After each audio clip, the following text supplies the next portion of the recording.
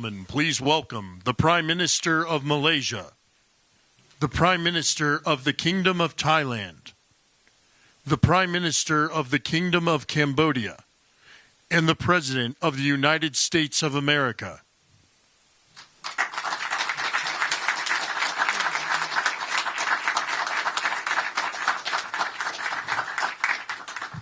Well, this is so exciting because we did something that a lot of people said couldn't be done, and we saved maybe millions of lives on this one peace deal itself. And I'll tell you what makes me so happy is the two countries we're dealing with, and the third that helped so much. I appreciate so much.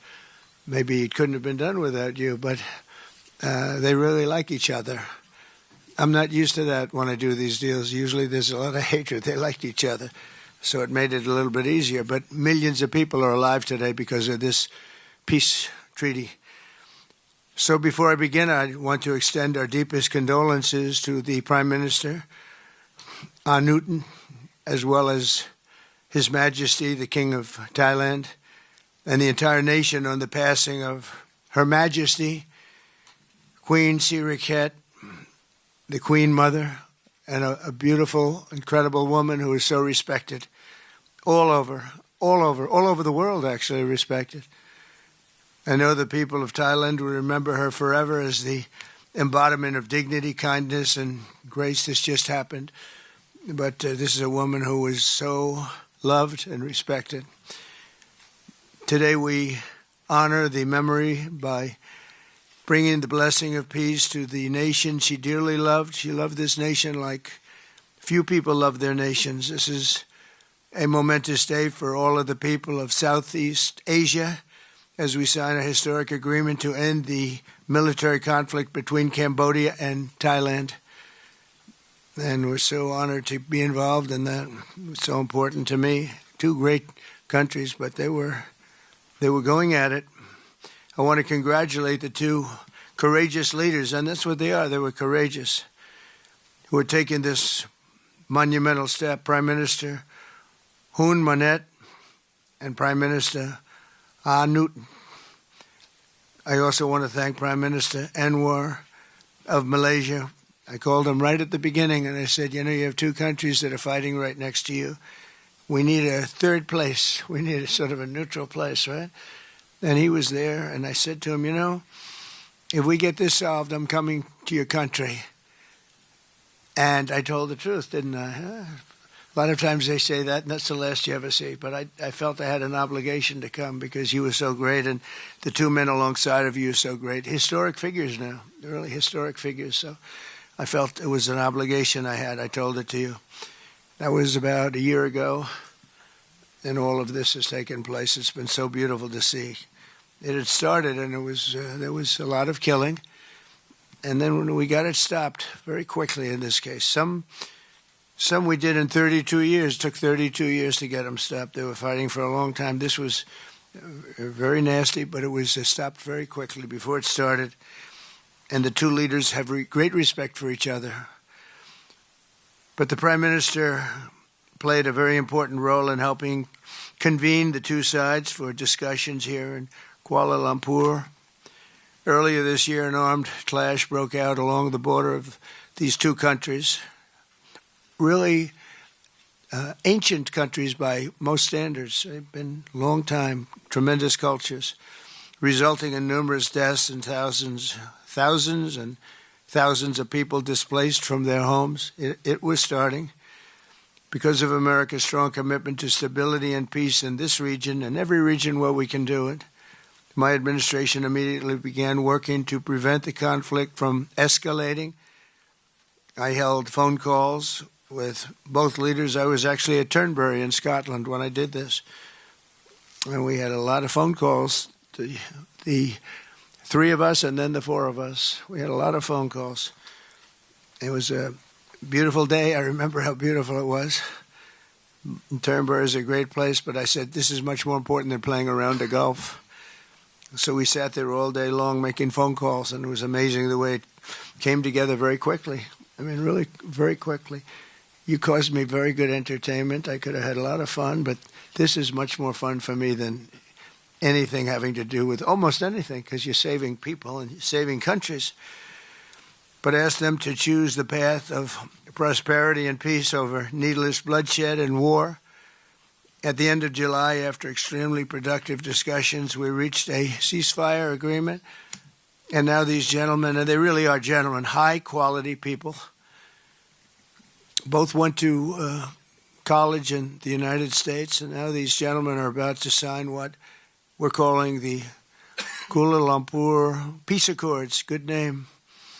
Both countries are agreeing to cease all hostilities and work to build good neighborly relationships, which have already started. 18 Cambodian prisoners of war will be released, and under this agreement, observers from ASEAN countries, including Malaysia, will be deployed to make sure that the peace prevails and endures. I have no doubt that it will. We have another situation like that right now in the Middle East, and Gaza. You might have read a little bit about Gaza, and that's another one we're very proud of. But we have a lot of people watching that. A lot of people. I think this is a much different kind of a thing. The two countries are getting along really well. Today, alongside this peace treaty, we also are signing a major trade deal with Cambodia and a very important critical minerals agreement with Thailand. The United States will have a robust commerce and cooperation transactions, lots of them, with both nations as long as they live in peace. And I really feel that when we make deals, we see two countries that we do a lot of business with. We do a lot of business with both of them. We have to use that business to make sure they don't get into wars. But this is going to be a very long peace. So as you know, this is one of 8 wars that my administration has ended in just 8 months. We're averaging one a month. There is only one left, although I heard that Pakistan and Afghanistan have started up, but I'll get that solved very quickly. I know them both, and the Pakistan, the Field Marshal and the Prime Minister are great people, and I have no doubt we're going to get that done quickly. That one started up a few days ago. And I just feel it's something I can do. I do it nicely. I don't need to do it, I guess. But if I can take time and save millions of lives, that's really a great thing. I can't think of anything better to do. But the 8 wars that my administration has ended in just 8 months, there's never been anything like that. Never. There never will be either. I can't think of any president that ever solved one war. I don't think anybody. They start wars, they don't solve them. So nothing like this has been done in history, and it's an honor to be involved. On behalf of the United States, I'm proud to help settle this conflict and really develop good friendships, including people that work with each team. Look at these very distinguished people, except for my people. My people are much less distinguished, but they're very good. But look, my people understand the joke. But look at these very distinguished people, and I've gotten to know them. I want to thank Marco Rubio for being here. He was great. You always help. He's born for this job. He really was. He was born for this job. Secretary of State Jameson, thank you very much for all you did on helping too.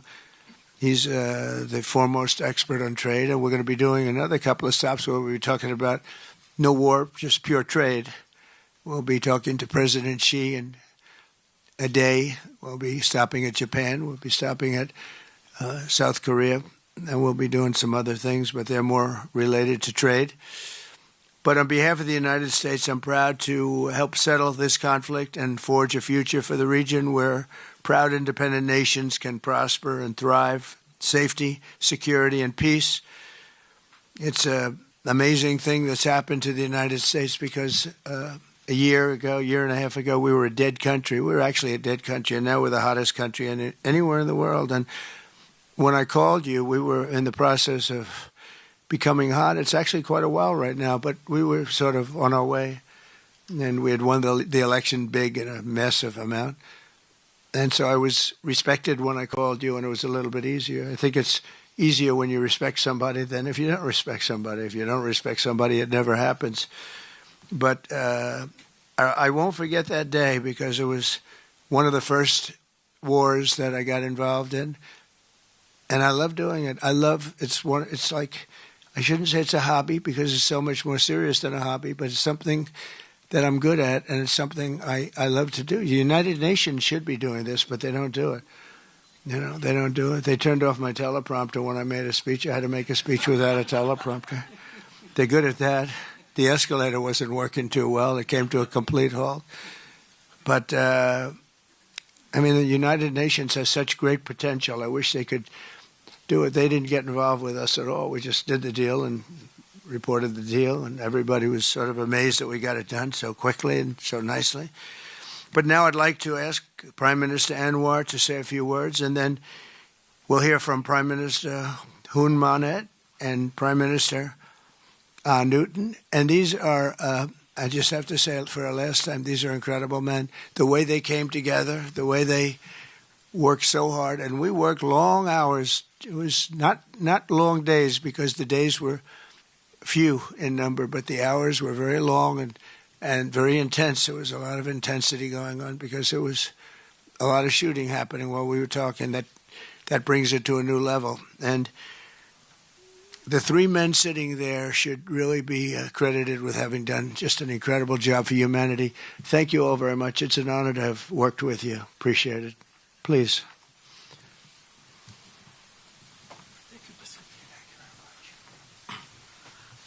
Thank you, President Donald J. Trump, for giving us this honor. And on behalf, of course, Malaysia and our colleagues in ASEAN, I must thank you for your concern, for your empathy, and for your commitment to support this peace deal. When I first received your call and then urging me to do more, supporting our initiative, and you personally did call both prime ministers to urge for a speedy peace settlement, I would say a great thank you. And we, of course, admire your tenacity, your courage, because the world needs leaders who promote peace strongly. And to achieve that, you have to break some rules, as you did today.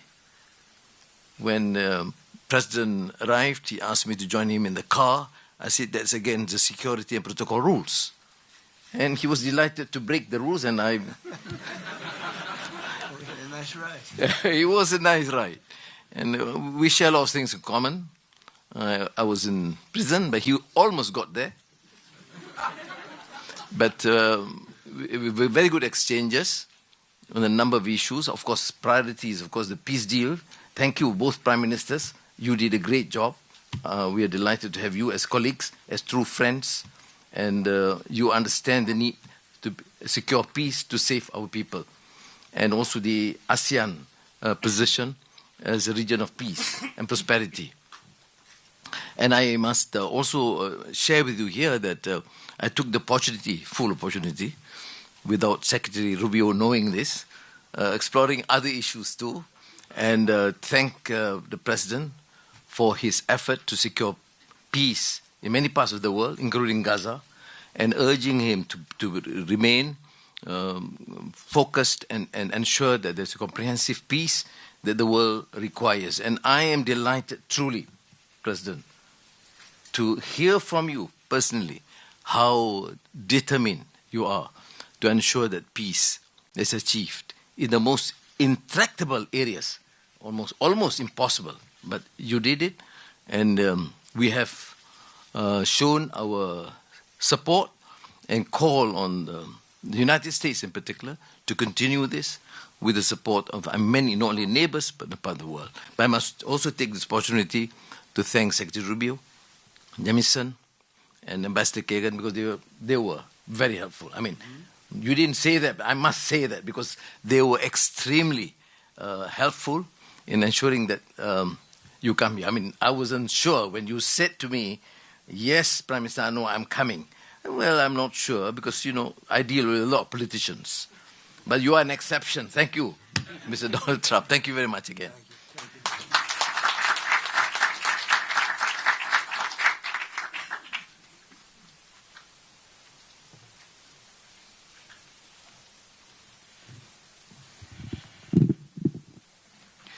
President Donald Trump, Prime Minister Anwar Ibrahim, Prime Minister Anutin Chanvirakul, Excellencies, ladies and gentlemen.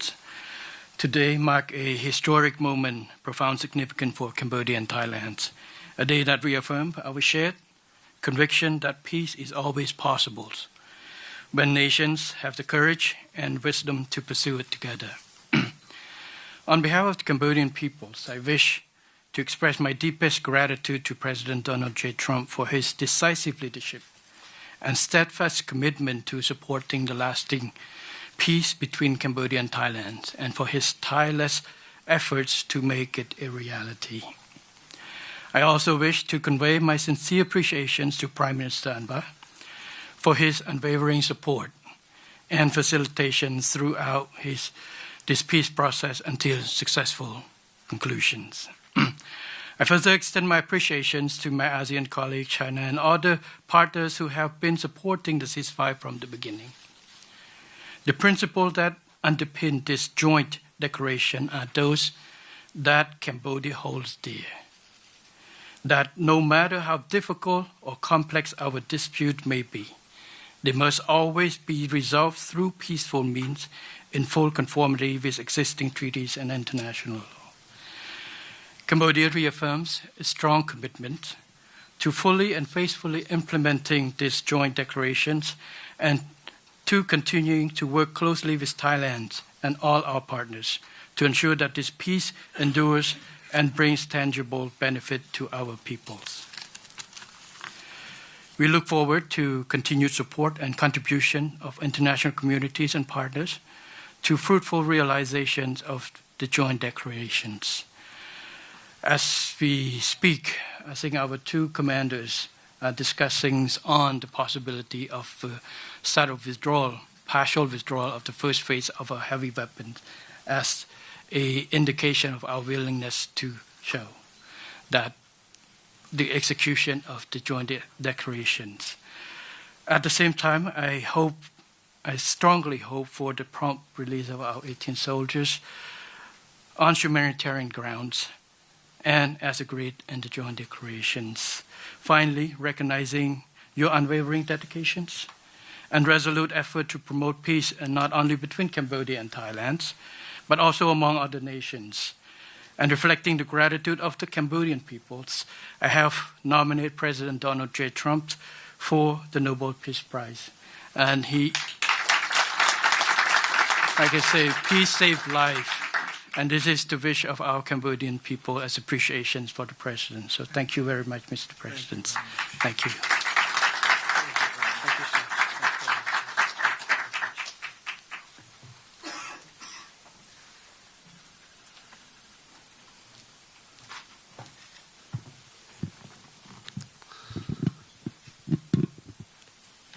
President Trump,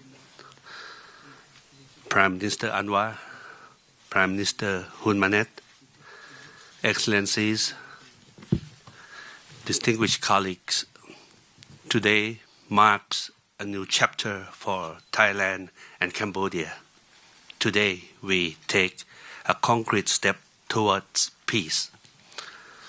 I would like to thank Prime Minister Anwar Ibrahim for the leadership as ASEAN Chair and your strong efforts in upholding ASEAN unity. And I also wish to express my sincere appreciation to President Donald J. Trump for your personal dedication to peace between our two countries. And in addition, I thanks so much for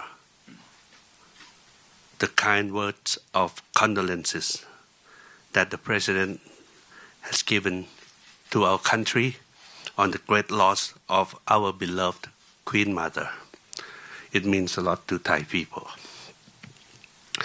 We have come a long way since agreeing to the ceasefire here in Malaysia on 28th of July. The discussions since then have led to this important outcome, which is the signing of our joint declaration today. And I have to thank Prime Minister Hun Manet for his cooperation and support that led us to this moment. Thailand stands for peace. This declaration reflects our will to resolve differences peacefully, in full respect of sovereignty and territorial integrity. This declaration, if fully implemented, will provide the building blocks for a lasting peace. But more importantly, it will begin the process of mending our ties. Our border communities have been divided by conflict, and innocent civilians have suffered immense losses. This declaration places a firm responsibility on our two parties to act. I believe we can achieve what seemed beyond reach a few months ago.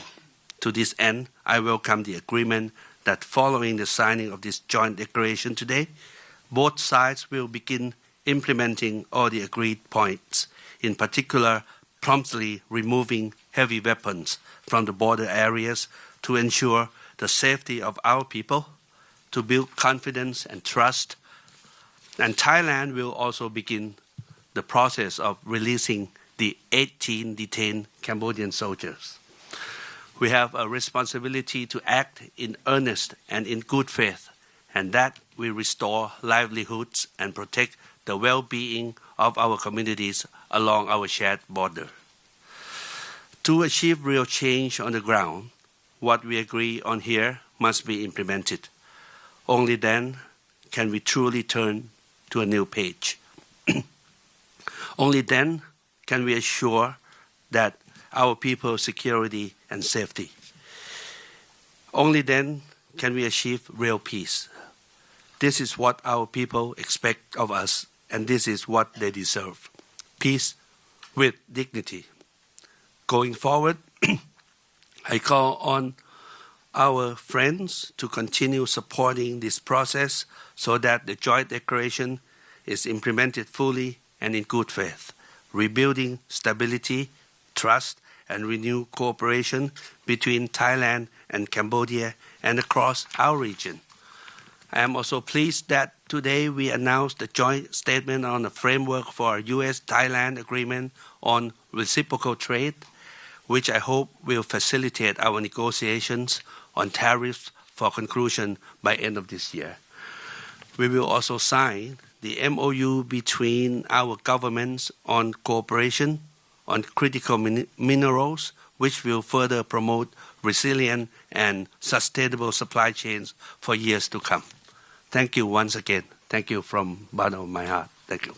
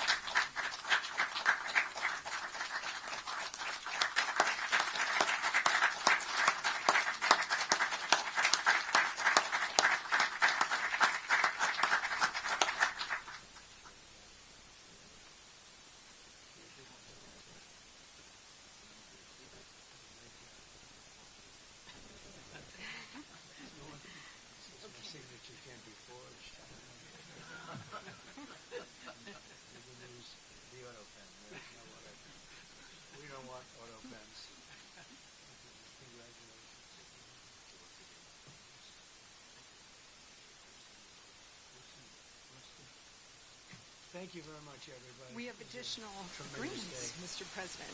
Yes. We have the Cambodian trade deal and we have the critical minerals agreement to sign. We're going to sign that. We're More signing our agreements. trade deal. I thought we could forget about this deal.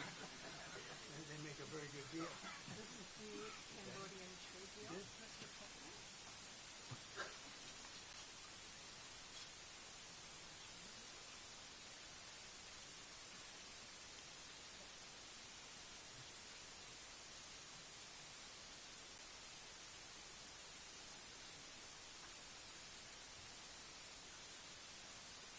And this is a great deal for both countries. This is very good.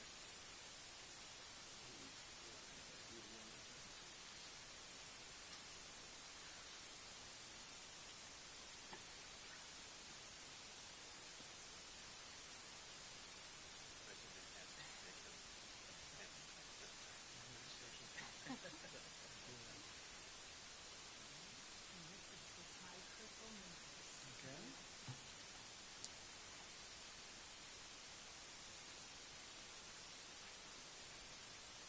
Very good.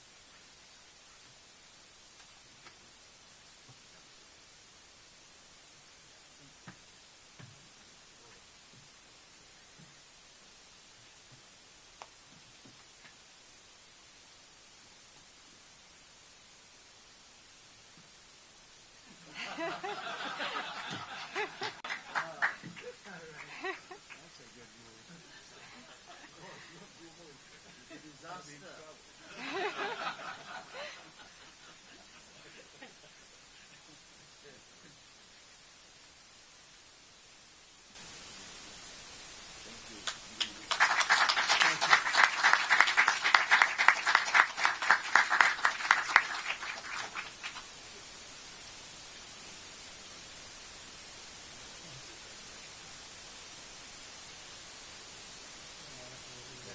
I'll collect. Thank you very much, and congratulations, everybody.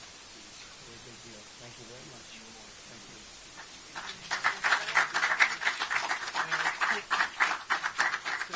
I have to meet your team to thank them.